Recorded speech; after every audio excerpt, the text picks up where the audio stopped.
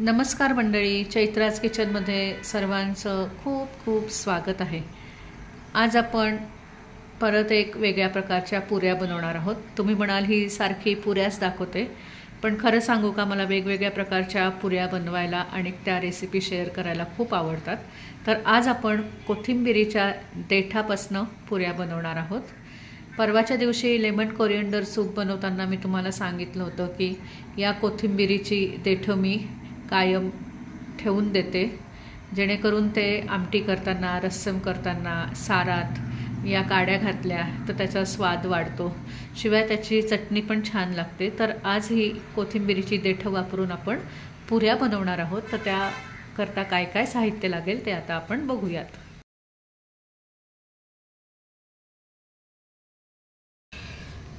इथे ना 1.5 वाटी मी बारीक रवा घेतलेला आहे, 2 टेबलस्पून तांदळाची पिठी, 1 टेबलस्पून आलं मिरची लसूणची पेस्ट आहे, अर्धा चमचा ओवा घेतलेला आहे, 1 टेबलस्पून इथे बेसन घेतलेलं आहे, 2 टेबलस्पून कणिक घेतलेली आहे आणि इथे अर्धा चमचा चिली फ्लेक्स घेतलेले आहे। आणि इथे मेन मी 15 ते 20 कोथिंबिरीची देठं होती, तर ती देठं मी बारीक अगदी चिरून घेतलेली आहेत आणि ती देठं आता आपण या सगळ्या पिठांमध्ये घालूया आणि छान पुऱ्यांची घट्ट अशी कणिक मळून घेऊयात। आता याच्यामध्ये चवीनुसार मीठ घालूया आणि हे सगळं छान एकत्र करून घेऊया आणि थोडं थोडं पाणी घालून आपण पुऱ्यांना जशी घट्ट नेहमी कणिक मळतो तशी कणिक मळून घेऊयात। खूप छान अशा या पुऱ्या लागतात। आता थोडं थोडं पाणी घालून घट्ट कणिक मळायची आहे।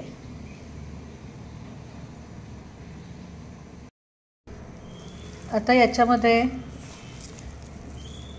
मी बेसन घातलेलं आहे, बेसननी पुऱ्यांना छान रंग येतो, कणकेनी छान बाइंडिंग मिळेल आणि तांदळाच्या पिठीने छान खुसखुशीत अशा पुऱ्या होतील आणि रवा तर आहेच, रव्याने पण खुसखुशीत अशा पुऱ्या होतातच।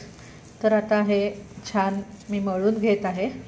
मळून झाल्यावर याला साधारण परत थोडंसं 2 टेबलस्पून तेल घालून थोडंसं मळून घेणार आहे आणि आपण ही पुऱ्यांची बनवलेली कणिक अर्धा तास आपण रेस्टिंगला ठेवायचं आहे, जेणेकरून हा रवा त्याच्यामध्ये छान मुरेल आणि नंतर आपण पुऱ्या बनवायला सुरुवात करायची आहे।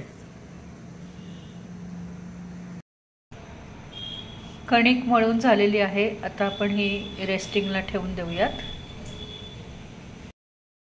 अर्धा तास होऊन गेलेला आहे आणि आता आपण या पुऱ्या करायला सुरुवात करूया। एकीकडे मी तेल तापवायला ठेवलेलं आहे, रवा पण छान याच्यामध्ये मुरलेला आहे, तर याच्या छोट्या छोट्या लाट्या करून आपण पुऱ्या करायला घेऊयात।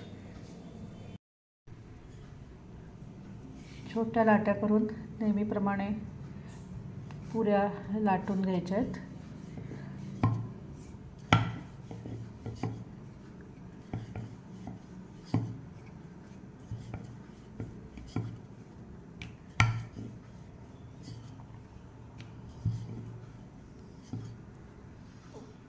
अशा प्रकारे सगळ्या पुऱ्या करूयात आणि छान दोन्ही बाजूने खरपूस अशा तळून घेऊयात।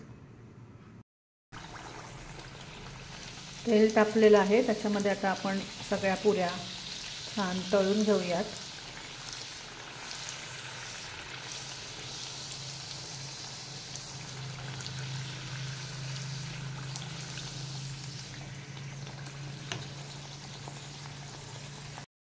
मस्त गरमागरम खुसखुशीत आणि टम्म फुगलेल्या अशा या पुऱ्या तयार झालेल्या आहेत। आता कोथिंबिरीची देठं फेकून न देता त्याच्यापासून तुम्ही अशा पुऱ्या बनवू शकता आणि देठाचा छान वास पुऱ्यांना लागलेला आहे।